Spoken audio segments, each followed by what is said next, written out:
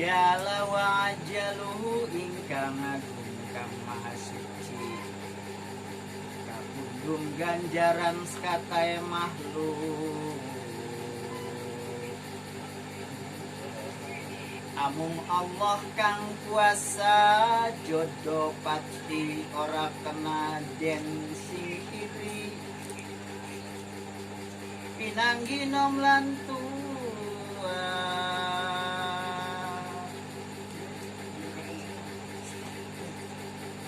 Kita buka bersama-sama dengan Bismillahirrahmanirrahim, karena Bismillahirrahmanirrahim adalah salah satu ya kunci agar majelis kita barokah. Allahumma demining pangeran, kita juga memuji kepada Allah Subhanahu wa taala, Zat yang maha agung, Zat yang maha suci, yang memberikan ganjaran atau pahala bagi makhluk-makhluknya yang beribadah, yang ikhlas dalam berbuat kebaikan. Amung Allah Ta'ala kang kuasa, hanya Allah lah yang maha berkuasa, maha berkehendak ya. Jodoh pati ora kena den pungkiri. Jadi awalnya sejarah itu pertamanya dari nasab, dari jejodohan, yang laki-laki kemudian bersatu dengan yang perempuan. Ada Bapak Adam, ada Ibu Hawa, sehingga adalah yang disebut umat manusia. Jodoh pati, dan yang namanya manusia itu hanya sebentar saja. Nanti kita akan menemui kematian, tidak ngerti menitnya, tidak ngerti jamnya, tidak ngerti harinya, tidak tergantung masih muda atau sudah tua, atau sehat atau sakit. Yang namanya mati atau meninggal dunia adalah sebuah yang hak yang akan datang kepada setiap manusia yang mempunyai ruh atau nyawa dan hidup di dunia. Jodoh pati ora kada den singkiri, pinanggi nom kelawan tua. Sama dengan jodoh juga. Kita tidak tahu, ada yang umurnya sudah dewasa belum mendapatkannya ya. Kemudian masih muda tapi sudah 3 kali gitu. Itulah yang namanya kematian dan jodoh. Itu semuanya adalah atas kudrat dan iradat Allah Subhanahu wa taala. Semoga kita semua diberikan kemudahan dalam menjalani kehidupan, dan kita semua menjadi umatnya Nabi Muhammad yang mendapat syafaatnya, dan akhir dari kita juga bisa husnul khotimah. Amin amin ya rabbal alamin. Walang sungsang tinotora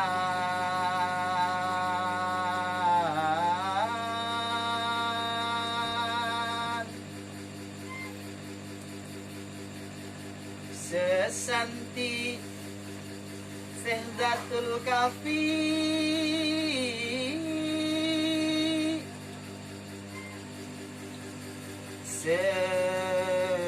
sedaya muskaleksanan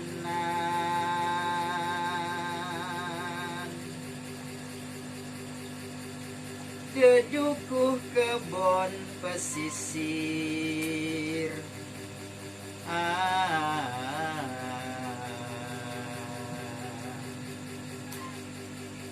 karidon mring yang widi prakanira ning lemah humpuk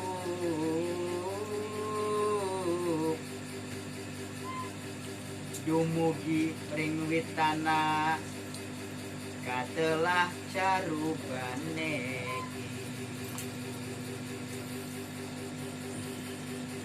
pansedaya kasampurna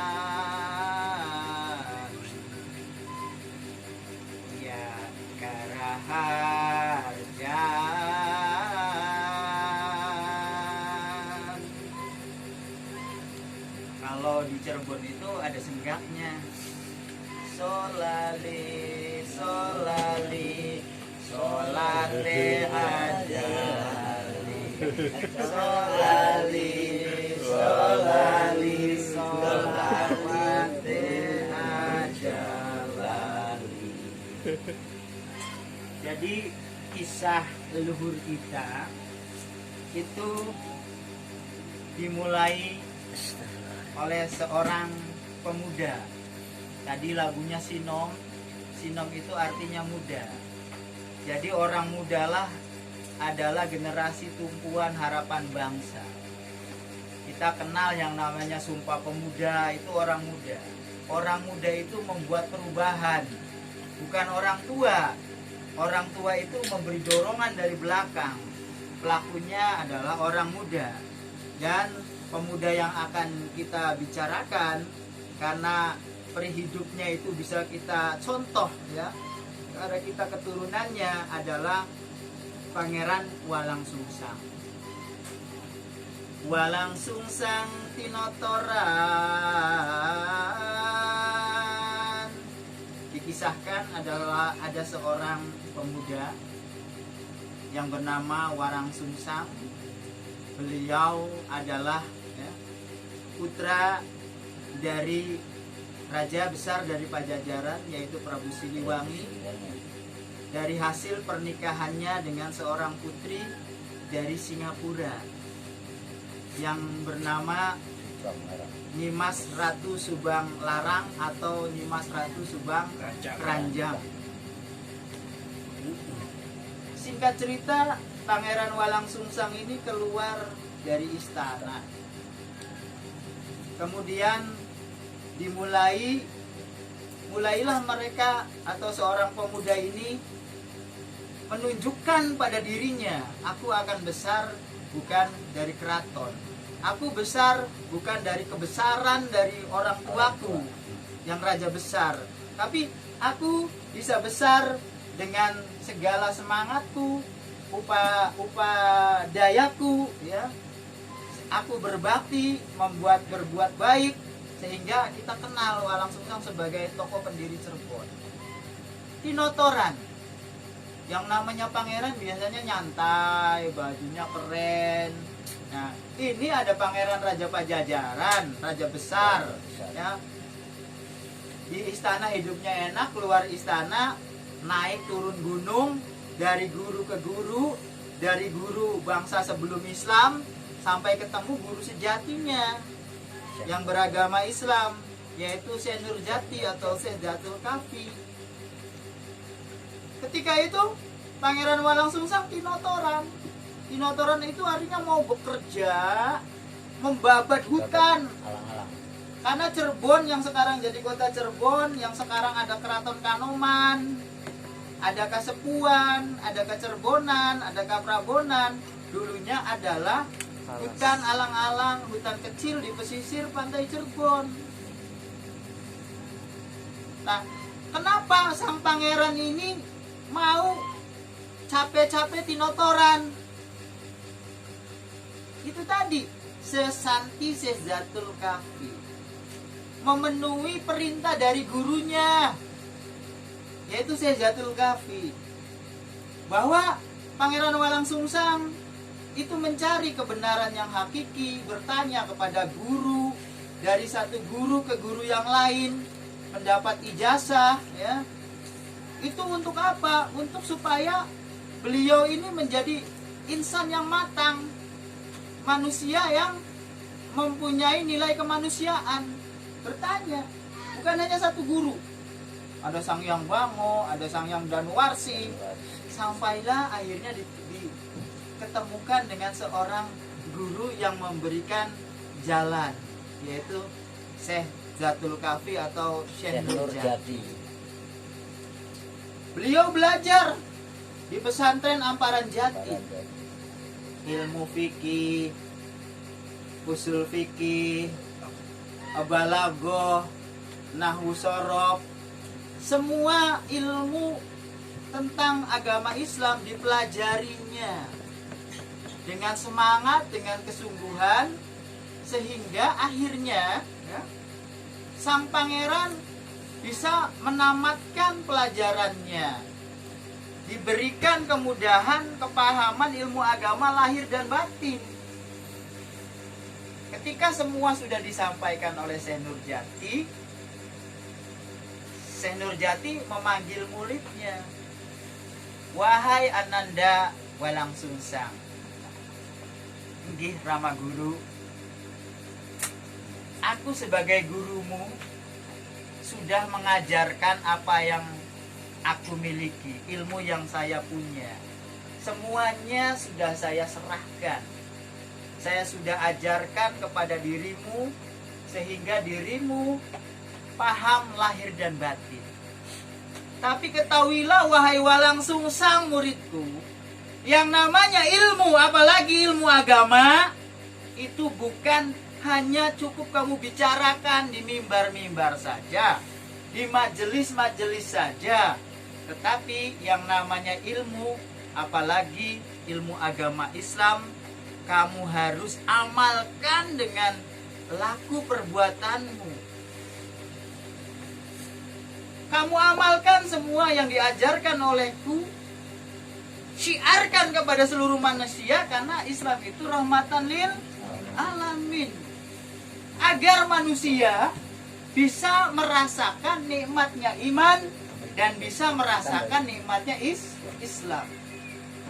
Maka dari itu wahai muridku, aku perintahkan kepadamu, engkau turunlah dari Bukit Amparan ini, susuri pantai ke arah selatan.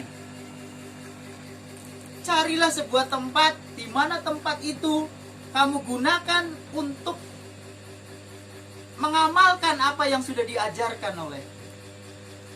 Akhirnya sang pangeran berpamit diri setelah guru memberikan pesannya. Salah satu pesannya itu adalah setana. Apa yang sudah diajarkan, ikat set di kepala kamu. Jangan di sini, ikat di sini. Supaya mempunyai buah, supaya barokah, tidak terlupakan.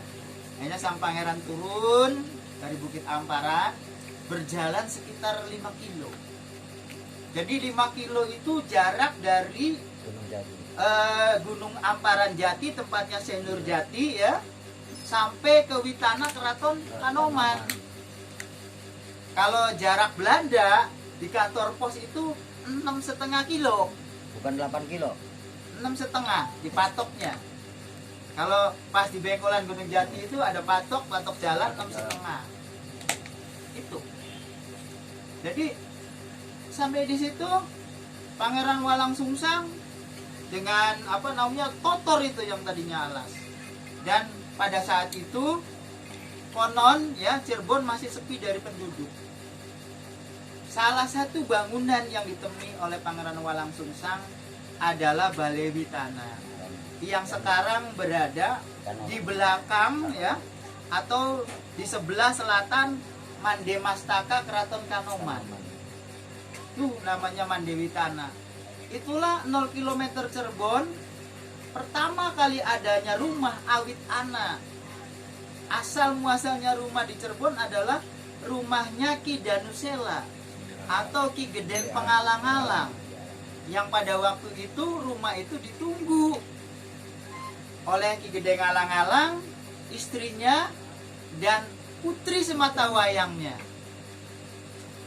Walang Sungsang berjalan ke daerah Witana itu dengan adiknya Rara Santang, mentotor alas dengan pusakanya golok cabang.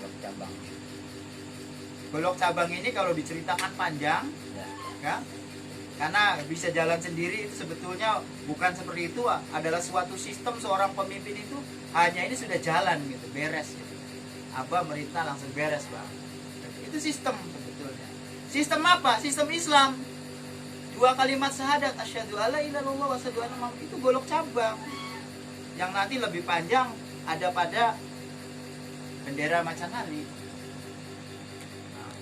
Setelah ditotor yang awalnya adalah hutan alang-alang di pesisir Teluk Cirebon, ya. Semenjak itu dibuatlah sebuah kebun. Karena yang namanya orang, ya, pergi ke suatu tempat itu juga harus bisa survive, harus bisa bertahan untuk memenuhi kebutuhan dirinya sendiri dan keluarganya. Maka dibuatlah kebun di pinggir pantai. Kemudian hutan alang-alang itu bernama Dukuh Lemawungkuk Tegal Alang-alang. Kenapa disebut Dukuh Lemawungkuk? Karena ketika ditotor yang tadinya alang-alang, ternyata itu tidak rata, ada satu tanah yang menonjol. Kelak nanti tanah itu untuk menjemur udang. Jadi seiring berjalannya waktu untuk bisa survive, bertahan, ya, karena nggak ngandelin dari bapaknya, dari raja nggak ngandelin. Jadi seorang kesatria itu harus bisa membuktikan bahwa saya besar bukan karena kebesaran leluhur saya. Akhirnya untuk bertahan membuat kebun pesisir. Kemudian yang namanya seorang pangeran pastinya terdidik, dia diajarkan ilmu, apalagi gurunya Sedatul Kahfi. Beliau melihat di sekeliling Cirebon pada waktu itu hanya ada sungai-sungai dan laut, dan berkah dari Allah Subhanahu wa Ta'ala pada saat itu sungai-sungainya masih banyak sekali ikan-ikan dan rebon. Kemudian sang pangeran turun membawa jala, seser. Dengan waktu sebentar saja ternyata penangkapannya banyak sekali. Lebih untuk dimakan tuh masih lebih. Dalam Islam sesuatu itu tidak boleh berlebihan, tidak boleh mubazir. Yang namanya ikan kalau didiamkan itu akan busuk dalam waktu setengah hari.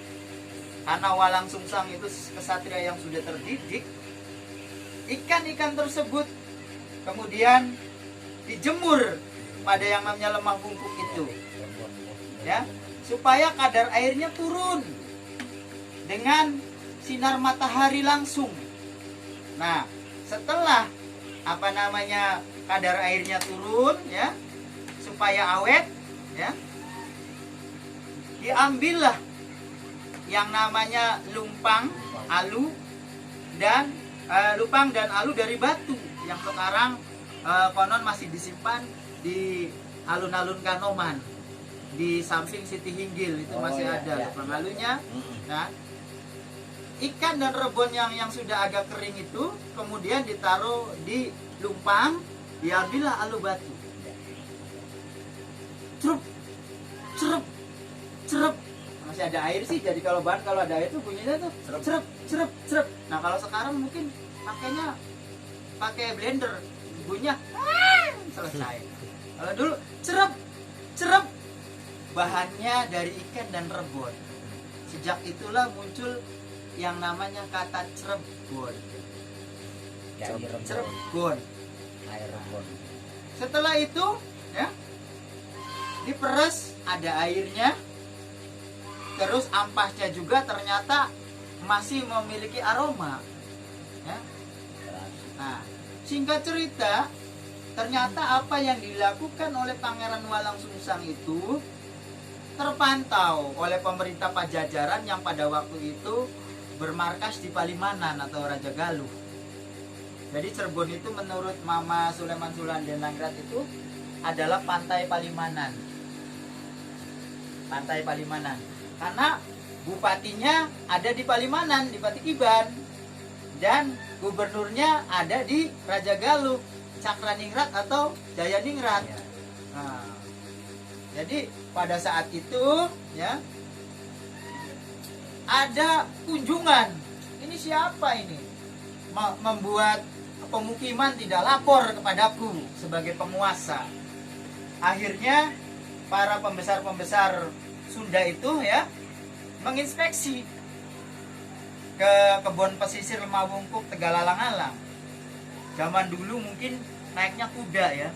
Jarak dari Cirebon ke Palimanan, meskipun sekarang itu hanya 17 kilo, kalau zaman dulu itu sungainya masih ini, jalannya sempit, sehingga perjalanan bukan lagi ibaratnya setengah jam kayak naik mobil sekarang, mungkin ditempuh sampai 4 jaman, 5 jaman.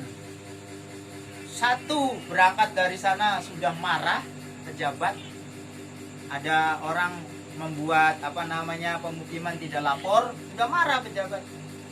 Apalagi perjalanan masih hutan zaman itu, zaman jalan jamblang mungkin masih hutan lah. Itu tentunya melelahkan, perjalanan melelahkan. Ketika sampai di kebun pesisir Lemah Humpuk, marah. Hei anak muda, siapa kamu berani membuat pemukiman di sini tanpa izin dari yang punya wilayah? Yang namanya kesatria ya, menghadapi orang berangasan lagi marah begitu, bukannya ikut marah, bukannya malah kamu siapa, aku enggak. Wahai bapak, wahai Kisanak, tentunya Kisanak itu kan dari perjalanan jauh, capek sekali. Apa tidak sebaiknya Kisanak duduk dulu, sekedar menghilangkan keringat di baju Kisanak yang bercucuran. Kebetulan adik saya ya, Rara Santang sedang memasak di dapur. Yang dimasak itu tadi. Sambil menunggu, kehirup, baunya itu sedep banget. Kehirup, sedep banget. Nah, ketika makanan ini sudah tersaji, dipersilakan, silakan Kisanak, nanti ngobrolnya setelah kita makan. Kita bisa ngobrol dengan santai. Jadi yang namanya makan itu adalah bagian strategi silaturahim dalam proyek apapun. Makan, setelah makan nanya, karena ini aneh, ada lauk belum dikenal ini. Karena apa? Mereka dari Cirebon Girang, dari Cirebon Gunung, nggak ketemu sama yang namanya kayak gitu tuh. Dulu ada ikan tuh hanya ditangkap, dibakar, yang namanya petek, yang kemudian jadi sugu tuh, karena belum ada minyak. Nah ini ada sebuah makanan lezat sekali. Ditanya sama para pejabat